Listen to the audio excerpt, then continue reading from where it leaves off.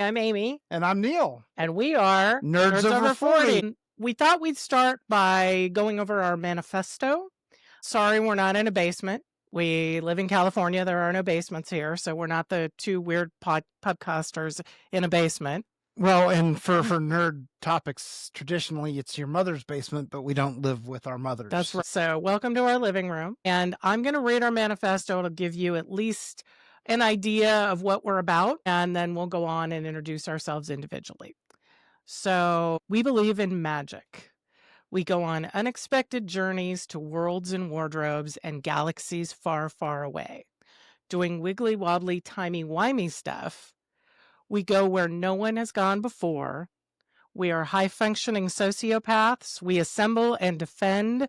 We know the truth is out there, and we solemnly swear that we are up to no good. We do cosplay and passion, marathons and conventions, and we don't care what others think because we do nerd, and that's how we roll in the Shire. If you're just a wizard girl living in a muggle world, taking the Hogwarts train going anywhere, if the real world is starting to damage your calm, if you know Goonies never say die, then this is the podcast you're looking for. Because we were nerds before it was cool, and where we're going, we don't need roads. I still feel that the future's let us down. Where is my flying car? Where is the flying car? What the hell? So where we started was actually on Facebook. Many, many years ago, 2015, we were getting ready to go to Comic-Con, and we were discussing it. A friend of ours got us badges for the first time, and if you've ever tried to go to San Diego Comic-Con, for future reference, when I say Comic-Con, I'm talking about San Diego Comic-Con. There's been a lot of other Comic-Cons that have sprung up since then, and been sued by San Diego. For but, calling themselves Comic-Con, But yeah, the mother of all Comic-Cons is San Diego. So when we talk about that, that's what we're talking about. So I was excited. I was ready to go, raring to go. And someone said to me, what did you say to me? I speculated that we might be a little long in the tooth to go to Comic-Con. Right. And we were young back then too. I know, right? And that was 2015, so I was only 43 at the time. Yeah, we're nerds over 40 and then some now. But when we talked about it, we kind of talked about what it means to be a nerd from a certain time period versus people who identify as nerds now, maybe millennials, Gen Z, whatever. We're Gen X. We were nerds before it was cool. So I said, let's go and see. And what did we find out when we went to Comic-Con? We remember the dark times. Yes. Before Iron Man. But were we too long in the tooth to go to Comic-Con? No, actually, we're in the heart of the demographic. I would say most people there are well into middle age. And not just the attendees, but also the people who are on the panels, the actual celebrities and guests, are kind of our age group. Quite a bit. Well, you think about a lot of these actors to get to kind of where they are to be in a nerd intellectual property. You don't start off doing, typically you don't start off doing $200 million feature films. You're leading those. So you have to kind of earn your way there. Robert Downey Jr. Nathan Fillion, 40s probably. I think I bet he's close to our age. And Kevin Smith. Yeah. King of the nerds. And like the directors, like Spielberg. Spielberg's older than we are. Yeah, he's a boomer. Yeah. So anyway, we decided that being a nerd over 40 gives you a certain perspective. We were around when Star Wars was one movie. We were around when all of this stuff was born. So we took our little Facebook group in 2015, which has grown into a large Facebook group, and we decided to take it out a little farther, and hence this podcast was born. Lucky you. So we thought we'd start by introducing ourselves, and then we're going to talk a little bit about what is a nerd and what it means to be a nerd of a certain age. So I'm going to start. I'm going to ask Neil some questions so we can introduce him to you. So Neil, what's a movie you love? I love The Matrix. The special effects are amazing, but I think even more amazing is the story, how it kind of speaks to the nature of reality. I love that aspect of The Matrix. So, all right. This next question, anybody who knows him would be able to guess this next answer. But Neil, what's a book you love? The Lord of the Rings. First read it I think in second grade. I probably read it at least once a year since then. So we're looking at maybe 40 plus times that I've read that book. And it's a long book. Anybody who hasn't read it and has just watched the movies, it's long. That's It commitment. it rewards rereads. Actually, I think your worst time reading that book is going to be the first time. It gets better every time you read. Well, it gets better to a certain extent. I think there's probably a curve on there, that afterwards it kind of tapers off a little bit. But How many you know, times have you read The Hobbit? not as many times as the Lord of the Rings. Okay. And But it's a short read. yeah, but Hobbit's great too. How about Silmarillion? I've probably read that at least between 10 and 20 times. So you are legit. That's legit if you've read that one 10 or 20 times. You've read the Silmarillion more than... I cracked it and was like, oh no, I'm out. It's like reading the Bible, which raised the way I was. I did read the Bible, Old Testament, Kings and whatever. It reads a lot like that. All right. Neil, what is a TV show you love? Oh, right now, Murderbot. That's Prisoner of the Moment. Favorite show right now, Murderbot. Love it. I've read the books. The lead actor in that Skarsgård is so good. He's like one of the many Skarsgårds. One of the many Skarsgårds. He is. I couldn't tell you which one he is, but he is good. He is like as good as at Murderbot as Ryan Reynolds is at Deadpool. I love his dry.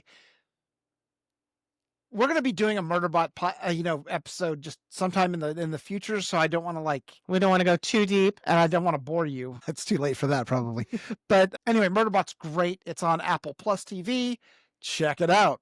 All right. What's a TV show you loved as a kid?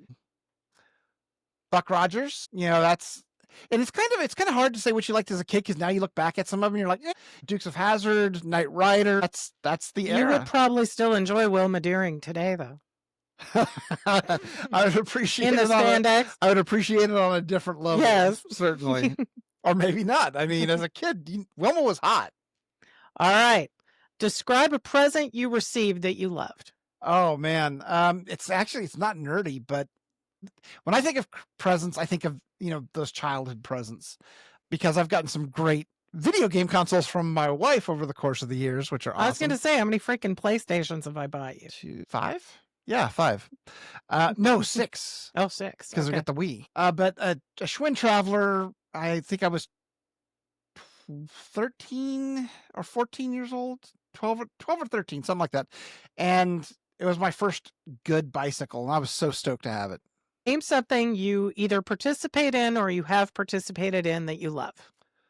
Oh, Dungeons and Dragons. I was so sad when our last group broke up. We've got a friend who's talking about being our new DM, and she hasn't gotten around to it yet, but I love D&D. Not for the same reason a lot of people do. A lot of people love the kind of the acting elements of it.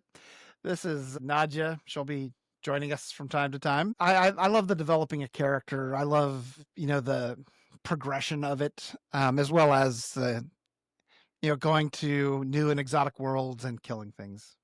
He doesn't like the RP of it, though. I am a terrible actor.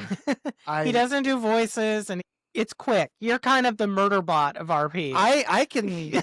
You're like in, out. Well, this last start shooting things. I thought, I'll just make him real stoic and, not... But I can't... I'm mouthy. That's the way I am, and that's, so I you don't I say. can't do that. Yeah. All right. Neil, what is a game that you love? Well, I just use D&D, so we'll keep this episode under 3 hours, so we'll just say D&D too. Okay, calm down. By the way, Nadja is named after Nadja from What We Do in the Shadows, and it kind of has her personality, so you will see as she joins us it's a very legit name for her. Just because nerd culture is about loving things, and we're going to get into that a little bit later, but it's about things that you embrace. So we're going to try to keep this podcast positive. Not to say that if we see something that sucks, we're not going to say it sucks, but we're not going to base the podcast on coming in and crapping on things. We don't want to bash on anything, because even stuff that I think is the worst thing ever made, there are people out there who still like it, and good for them. You should be able to love what you love and be excited about that. So you want to introduce me now? Yes. All right. The lovely and talented Amy. What is a movie you love? The Big Lebowski. The Big Lebowski. Genius. That's Coen Brothers, genius piece of art, and John Goodman, insanely good in that movie. and I defy you to name 5 other movies that are more quotable than The Big Lebowski. Literally, you can have an entire conversation with just Big Lebowski quotes. We have had conversations We with have. just Lebowski So, quotes. The Big Lebowski, if you haven't seen it, as soon as you're done watching us, go watch that. Yeah, It's amazing. If you haven't seen it, then plan on seeing it at least 3 times, because this is another movie that rewards multiple watches, because you will catch things later on that you didn't catch the first It time around. actually is true. I didn't like it as much the first or maybe even second time I saw it. It kind of grows on you. It's one of those kinds of movies, but now I've probably seen it, I don't know, 30 times, 40 times ish.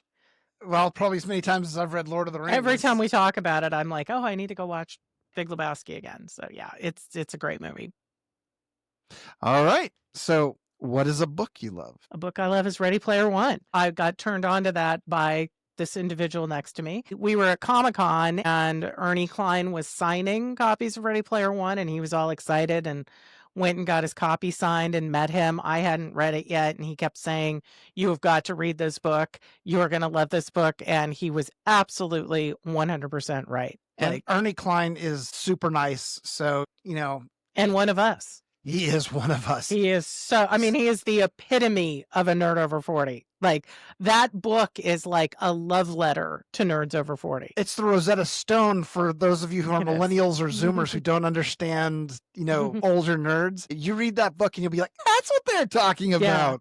Who was the president of the Oasis in that? Well, it was a co-presidency. It was Cory Doctorow, who's this kind of a sci-fi futurist kind of author, and Will Wheaton, Wesley Crusher. Yeah. So yeah, the movie was, but the book, yes. I knew the movie was going off in completely different directions, but yeah, other than the Shining scene, the movie was not as good. Even with the Shining scene, it wasn't as good. But the Shining scene was good, but it was. I knew what we were getting into, and so I just took it for whatever it was worth. It's hard to go see a movie of a book you love. It's hard to not bring your own internal. Someday we will talk about the Lord of the Rings movies. Man. Yeah. Here's my recommendation. Do not go see any Lord of the Rings adaptations with this person. Don't worry. I'm not going to see him again. All right. Okay. What is a TV show you love? It's interesting because this is very timely. Last night we binged Sandman episode 2, and it was freaking awesome. It was so good. Like, I liked the first one.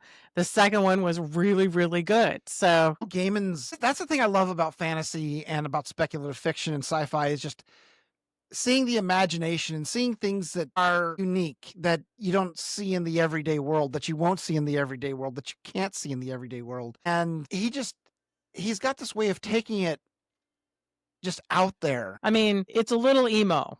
I will give it that. It's a lot emo. It's more emo than I am. So we're not emo at all. No. And I mean, there were a couple of moments where I'm like, damn, this thing is emo. Like, it's really, the rain is falling and like everybody's in black. And I'm like, okay. So I'm sure the guy who plays Morpheus is a fine actor, but his acting as Morpheus makes Keanu Reeves look like he's got range. Yeah, no, he's just really like, but the story is great and the writing is great and it's very intelligent and just visually it's just a feast for the eyes, but it is a little emo. Just spoilers. It's pretty emo. I mean, the only way they could make it more emo is by, putting some bands in there. Yeah, no, but it's good. So if you haven't seen it yet, obviously you need to watch season 1 first.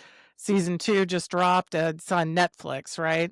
Netflix, yeah. Well, the first half of season 2, and then the next half drops in November, I think. Okay. Dude, November's going to be nuts. They're dropping Stranger Things, second half of Sandman.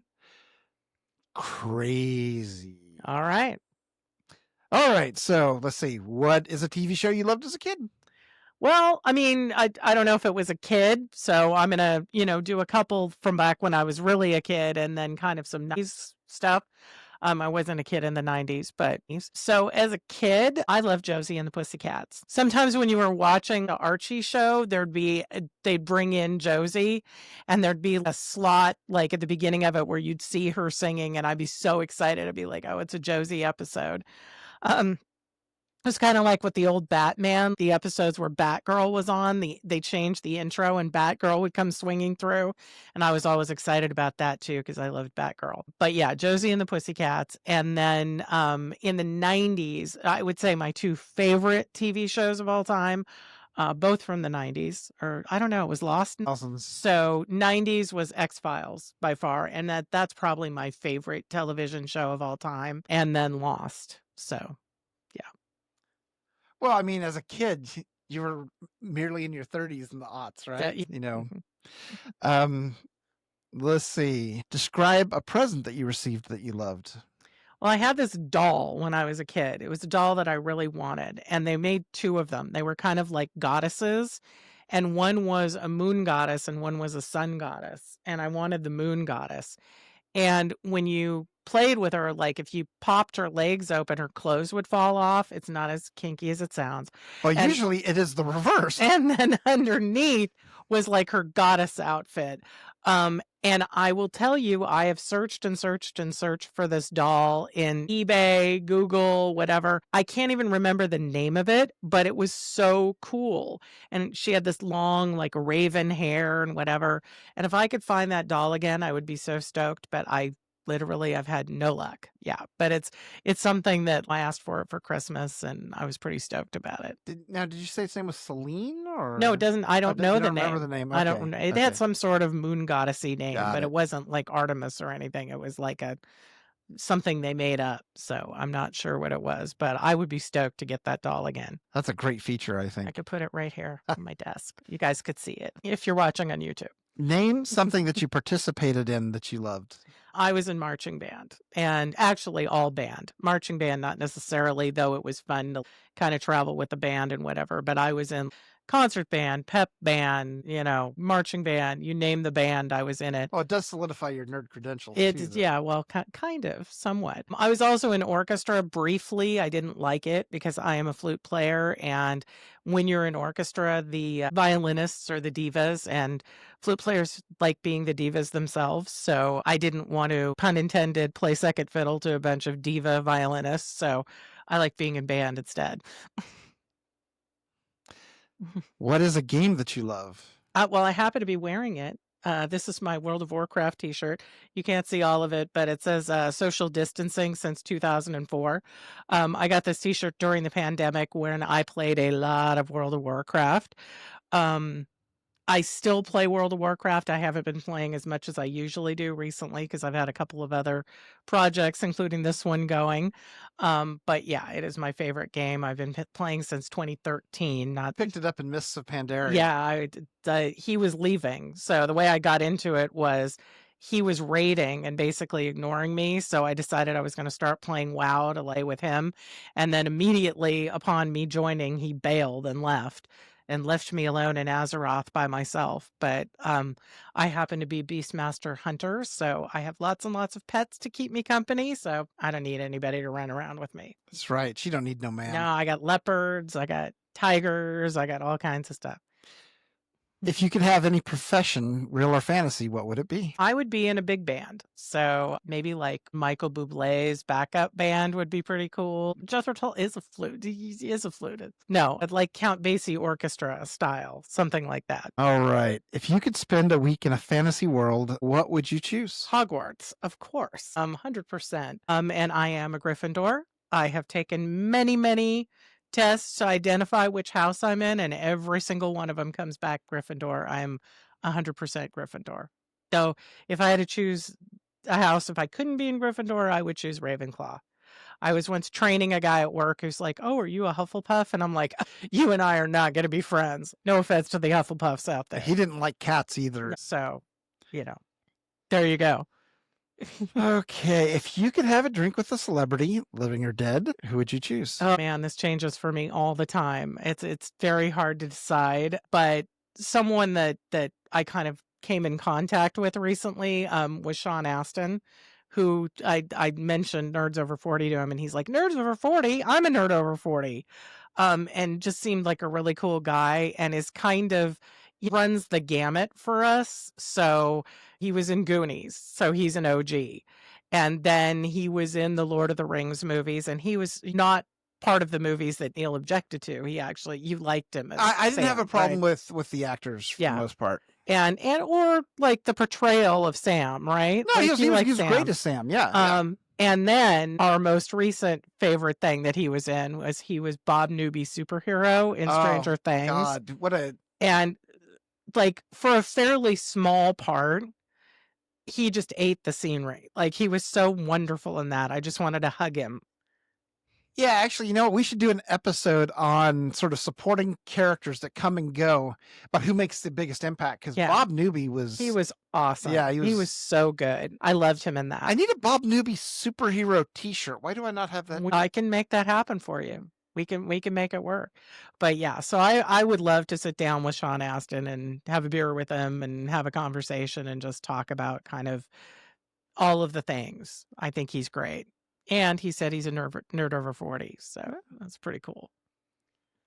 All right. So what is a nerd over 40? Me? So it's someone who really overly intellectual aspect to it in certain cases, obsessive certainly, introverted, which I think we've gotten away from that definition of it, lacking social skills maybe. Introverts would disagree, but Okay, a person who lacking spends social skills and a degree of awkwardness, I think. right. A person who spends inordinate amounts of time on unpopular, little known, or non mainstream activities. And I think what's happened is some of these non-mainstream activities have suddenly become mainstream. Yeah. And now people who identify as nerds or other people identify them as nerds have suddenly become more accepted or even cool. We are living in the golden The golden age of age of nerddom. nerds. It may be on the waning, but we enjoyed the halcyon days of Yeah.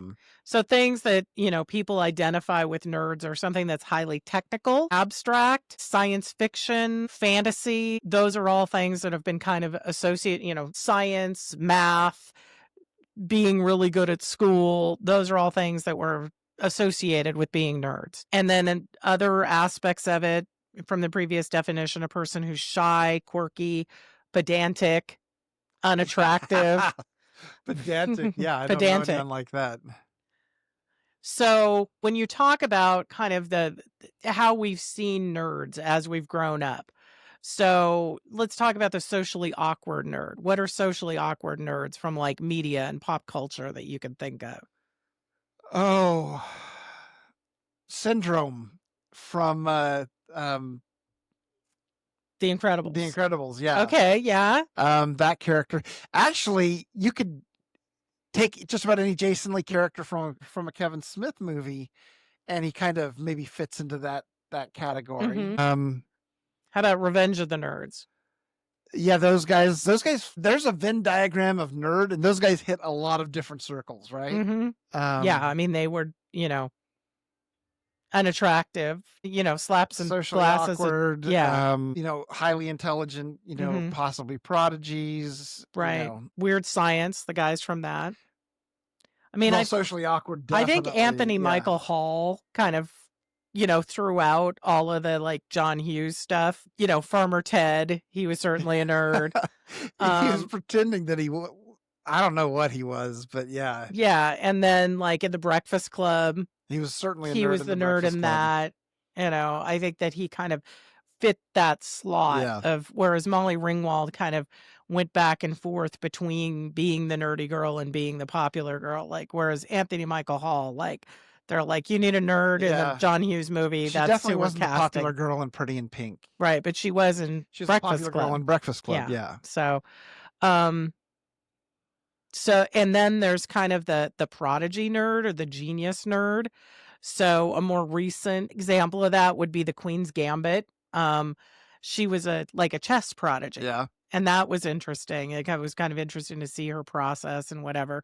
But it seemed like there was something going on there that it wasn't just like, I'm going to work really hard at this. Well, she was she had, obsessive about it, but then she also had talent. Yeah. Too. And then like real genius. Yeah, Val Kilmer Val and Kilmer, who we lost recently. Shout yeah. out to Val Kilmer. But he and the other guy, I don't know who played the other guy, but they were like physics nerds. Yeah. That guy was also a prodigy too, right? He's Yeah, like even more 14 so, or I guess. 15 years Or old. what? Didn't they have a conversation about who was more of a He was supposed to prodigy? well, he was supposed to be the smartest person since Val Kilmer to start that program, I think. Right. Okay. Yeah. And that's something that you kind of see, like, we'll get into the Big Bang Theory later, but that's something that you saw in the Big Bang Theory too, is like Sheldon had to be not just like genius or a prodigy, but the smartest. And there was that episode where they brought Kid on who had like, From North Korea, yeah, yeah. who'd got, and they had to like sabotage him by finding him a woman He was weak. so that Sheldon could continue to be like the ultimate prodigy of whatever he was doing. Um, so other big brain or prodigy nerds, like Egon from Ghostbusters, like he was the one that like seemed to like have the smarts, you Yeah. know.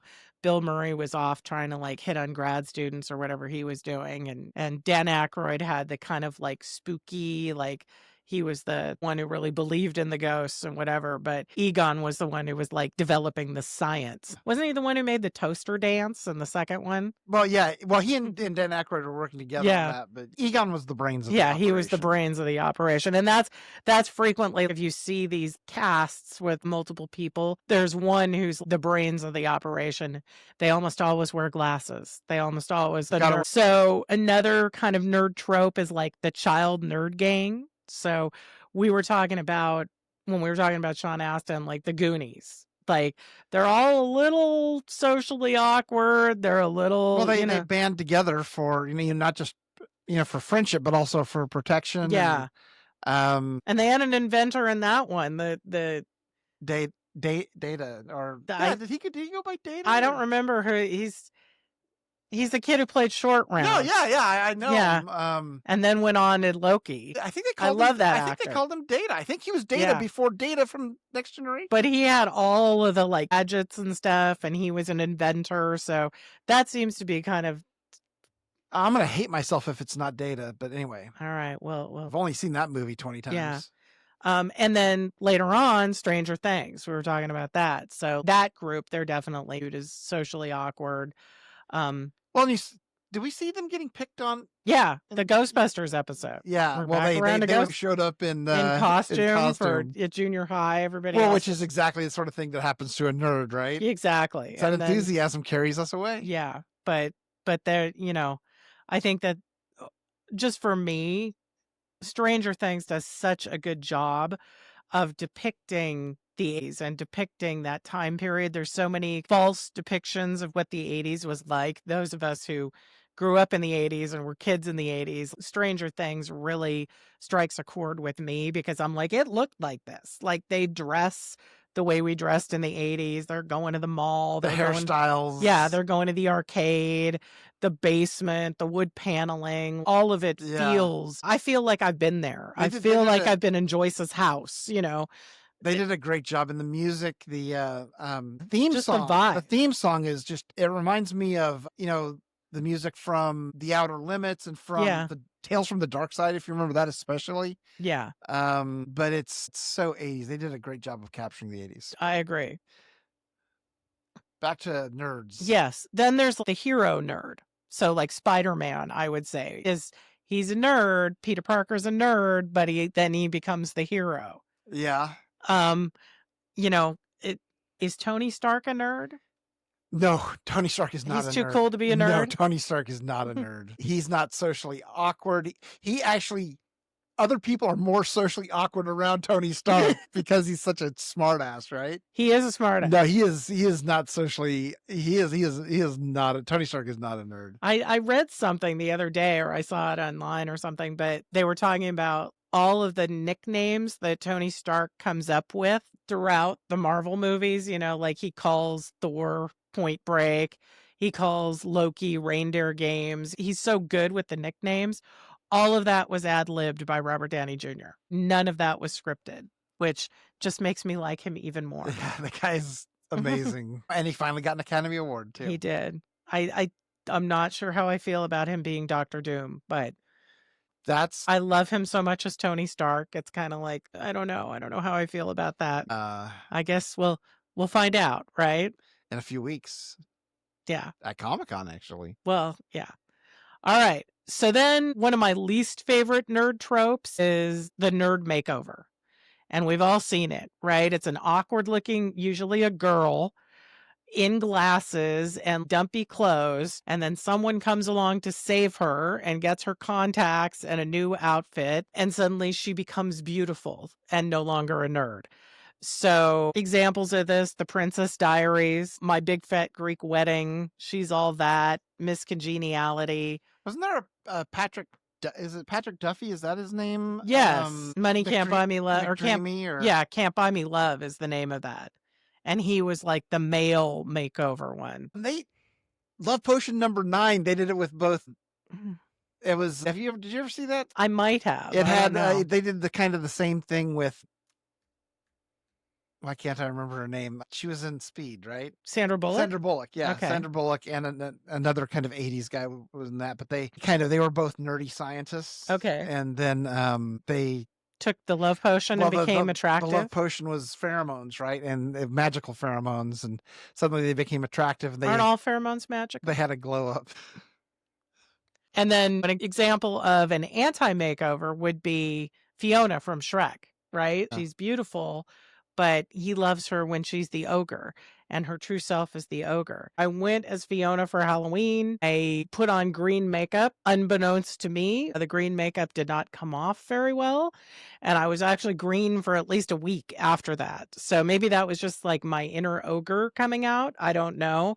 My true self is Fiona the ogre. Let's talk a little bit about this shift in perspective about nerds. So we are nerds, but we're also nerds over 40. So we started out as nerds when it was a derogatory term. Like, you didn't want to be called a nerd. In the 80s, being a nerd was not cool. It was not something that you wanted to be. But it has, I think, changed over the years. And I think the advent of computers and video games and things like that have really changed people's perception. People who are good at video games, that's a whole industry now. I mean, people take, People watch other people play video games, yeah. which that is generationally that blows my mind. Yeah, that seems like kind of a snooze to me too, I but mean, I remember playing the Atari 2600 and waiting for someone to die so I could play. You yeah. know?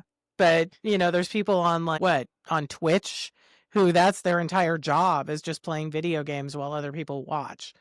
Like Neil, I'd rather play myself. Also computers. So back in my day, it was only the girls who knew how to type. My mom made me take typing in junior high. During the summer, it was horrible. I was in an unair conditioned junior high school learning how to type. Though I do know how to type with all 10 fingers. Neil only uses 3. He uses like 2 on one hand. It drives me crazy I watching him use type. like 6. But he's pretty quick. He's a pretty quick typist. 35 words per minute, baby. Now that you can, pick up women and find porn online, all men know how to type. It's amazing. You cross the gender gap. Having to be able to talk in chat while playing World of Warcraft, that contributed to it. That's true. Yes. So what are other things that have had a renaissance now? Comic books? Well, so here's the thing is that not the comic books themselves, like the paper comic books, they're selling tiny fractions of what they used to sell. Like they used to sell 1 million copies each month of the top labels, and now it's like 100,000, 200,000. That's kind of a medium that's at least the big publishers is not doing great. I do think it's a good time for alternative comics because you can publish online cheaply, and you can find some good stuff out there. But and like MCU has changed it, it's moved comic properties. Yeah, it's moved into superheroes. Movies and TV. And it was the CGI that really allowed that. That there's you couldn't make or at least it was very difficult to make a superhero movie where they looked like superheroes. I mean, Superman, remember him shooting like the eye beams, how bad it looked for it's like red kind of. Yeah, it was not great. Well, you look at the top 10 best-selling movies of all time, how many of those are either sci-fi or comic book based now? Like, like Avatar, which, like I said, we don't come here to crap on things, but I'm not a big Avatar fan. But I mean, isn't Avatar one of the best-selling movies ever? It passed. They re-released it before the releasing the sequel, Mhm. and it passed Endgame after being passed by Endgame. Right. So it's back to number one again, which is sad. But Yeah, I mean, you have to have good CGI to your entire movie is based on these, like, blue things flying around and doing strange things with their tails and their horses and stuff, but well, and but the thing is the same criticism for Marvel movies. I mean, how much of Marvel movies take place in front of the green yeah, screen? but Marvel movies are good.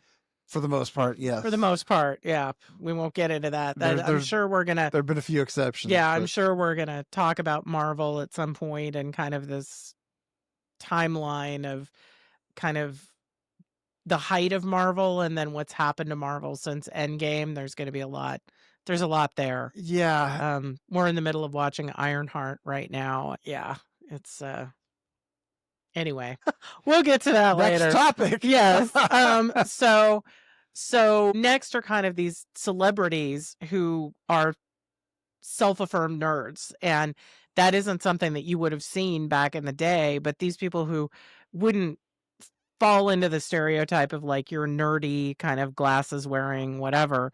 So Henry Cavill, we've talked about him a bit. The guy's Superman, right? But he's a huge WoW player. He actually almost missed the Superman audition because he was in the middle of playing WoW and didn't want to like what he was leave his raid group or Well, he something. also play what is it? There's another game that he loves to play too. That's Yeah. He's a gamer. yeah. And you look at him, you wouldn't think like, oh, this guy's sitting at home playing video games, but he does. Joe Manganiello, he's a D&D guy and is a dungeon master and has a whole like setup and yeah, and this Yeah, guy and was I in mean Magic Mike it's taking his clothes off, but it's he plays Dungeon D&D. Master in a PG, rated sense too. It's not Yeah. the back in the 70s you said you're a dungeon master and it meant something It's completely not like a different. 50 Shades dungeon master. Well, who knows? Maybe. I don't know. All right.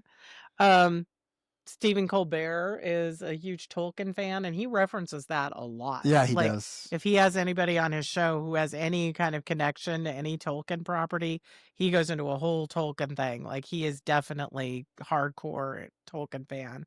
And one that surprised me was Margot Robbie, who absolutely does not look like your stereotypical female nerd, was a huge Harry Potter fan to the point where she tried to fake her parents into thinking she needed glasses when she was a kid because she wanted to wear glasses like Harry Potter. Running into you do run into some celebrities who, they're in nerd properties, but they just don't seem to quite get it. Yeah. Yeah, I mean, we've talked about that a little bit amongst ourselves with Comic-Con. Like, you can really tell when you're a fan at Comic-Con and people come out on stage at the panels. This person is one of us. This is a real nerd versus this is somebody who's either, I don't want to use the word pandering, I will but use the word pandering. and is pretending to be a nerd to kind of be part of the It's crowd. And nerdsploitation is what it is is. it? It's nerdsploitation. If you're in the big hall, so the big hall at Comic-Con is Hall H, and it holds 6,500 people. And to get in there, we always go on Saturday, which is the movie day. You have to sit out I mean, the line for Saturday usually starts on Thursday. And so you have to have people in line, and we do it in shifts and whatever, like for 2 days to get into this room. So by the time you get in there, you've really invested a lot of your Comic-Con and a lot of your time to getting in there. Yeah, we did the Deadpool panel back in 2015. It was my Deadpool 1. first. What's that? The first Yeah, Deadpool. it was our for the first Deadpool, and it was my first Comic Con, and the panel was just it was of course Ryan Reynolds is hilarious. Was He and electric. T.J. Miller were going back and forth. The director was funny, and they showed the clip, right? They showed the trailer. Well, it was before the trailer. It wasn't even a trailer. It was a clip, and the hall exploded. Went insane. 10 years later, I still have never, ever heard the hall blow up like that. Yeah, it And was then, like 6,500 people who spontaneously started chanting one more time. And yeah, yeah. in all And of our time going to Comic-Con, we've never seen that happen again. that, like, everybody in the room wanted them to show it to us again, and they were like, "We never do this, but we're gonna do this for you guys." And the lights went back down, and they brought the clip back up, and people were just screaming, they were losing it, and you knew that that property was gonna be insane Yeah. because you could tell from that's why people bring things to Comic-Con because this is their audience. These are the people who are kind of sophisticated nerds, so to speak. I mean, if you've done the work to get into Hall H on a Saturday, And if you you know and if you do it right, because there's a lot of panels that are half-assed, and Yeah, you can tell. I mean, the one of the biggest disappointments was the 50th anniversary of Star Trek for me. Was a disappointing panel. and I'm a Trekkie. Shatner was a jerk. Yeah. And it was very underwhelming. It's like, this is the 50th anniversary, right? This is, and you're in Hall H of Comic-Con. Try a little bit, Yeah, I okay? mean, this is a huge room. It has a huge screen in front and then huge screens on the side. And most people don't utilize the side screens, which I think it's a waste. They absolutely should. But what they should have done for Star Trek is open up those side screens and then just have the intro music for the OG Star Trek and have the Enterprise fly around the room Yeah. and then The do a crowds would have gone the retrospective. crowds would have been hyped. It Oh, would have yeah, it would've been been, insane, but instead it was kind of political. It's like oh, he it wouldn't seemed like shut they up. had an agenda. Well, It this was was it was a 2016, bad and he just would moderator. not shut up about politics. And I Yeah. mean, I've got strong feelings about politics too, but we are going to do our best to keep politics out of Yeah, this, we're not talking about because politics. we need to think about other things sometimes, you know. Yeah. If we wanna live in the world we wanna live in, which is a lot of it is fantasy and sci-fi and whatever. I mean, there are overtones certainly in Star Trek, there are also in Star Wars, but we're gonna try to keep it out of here because we wanna embrace all the nerds, whichever side of the political spectrum you Well, and happen to even be if you on. agree with us, we just want Yeah. this to be a We keep place it where you out. can get away from it. Yeah. So anyway, I think the last thing we're gonna do is let's talk about of the 2 of us, who's the bigger nerd? Oh, We're kind of different kinds of nerds. So yeah. tell me what kind of nerd you are. Well, I'm more the socially awkward introvert, that kind of nerd. I anything that's, I read in a room, books, comic books, video games, especially stuff that doesn't require interacting with other people. That's the type of, I'm less socially awkward now. As a kid, I was extremely awkward. So I am not socially awkward. I mean, maybe I am, but I'm you social. just don't know. I'm very social. I was, whenever we do this kind of nerd off, I always say that, like, what I pull out is my senior year of high school. I was drum major of our marching band, and I was also president of the National Honor Society at the same time. So I wasn't just a nerd, I was the head nerd.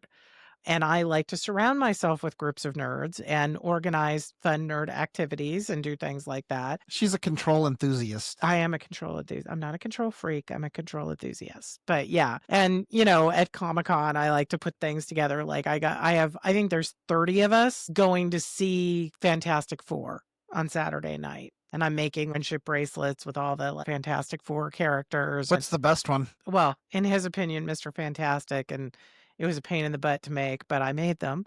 And we're gonna give away grab bags and do a whole thing. So I like to do social nerd things, and we've done like for my 50th birthday. I am now a nerd over 50, not just a nerd over 40. We went to see Endgame, and I got a bunch of people together to go to that. And that was a very cool thing.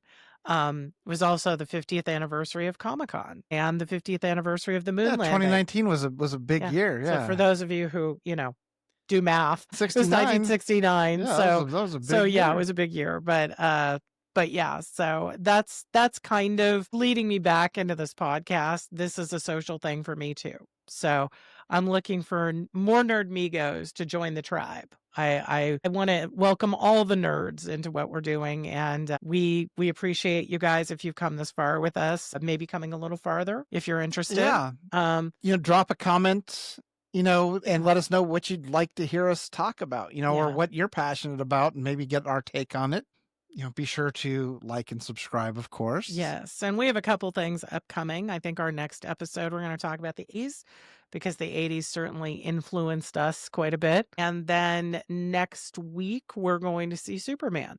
So Yeah. we're going to talk about Superman. We're going to talk about kind of the our origin story with Superman, so to speak. So, where we started, we're with Superman, and then I'm excited to see what James Gunn does with the new DC universe. And because I'm a fan of James Gunn, we're both fans of Guardians, so it'll be interesting to see kind of the direction that takes. So those are a couple of things coming up. Also, we are once again going to San Diego Comic-Con this month, so it's this month. I know, it's a uh couple weeks. yeah, we're going in a couple weeks. We are going to be taking footage there that we will be inserting into the podcast, and then we're going to be talking about the big things that happen at Comic-Con, because there's always big things that happen at Comic-Con. And we may be doing a how-to if you're interested in going to Comic-Con in the future I and don't you've think we never been. should. Yes, we Just makes it are. harder for us to get We're gonna bring passes. all the Nerd Migos can come with us. Come There's along. already too many Nerdmigos. No, they need to come. So we're going to be doing a how-to if you've always wanted to go to San Diego Comic-Con but weren't sure how to do it. We're going to give you some tips and tricks to how to make that happen for you. So Yeah, you introverts are screwed. that's right. So anyway, thank you for joining us, and we hope to see you soon. Live long and prosper.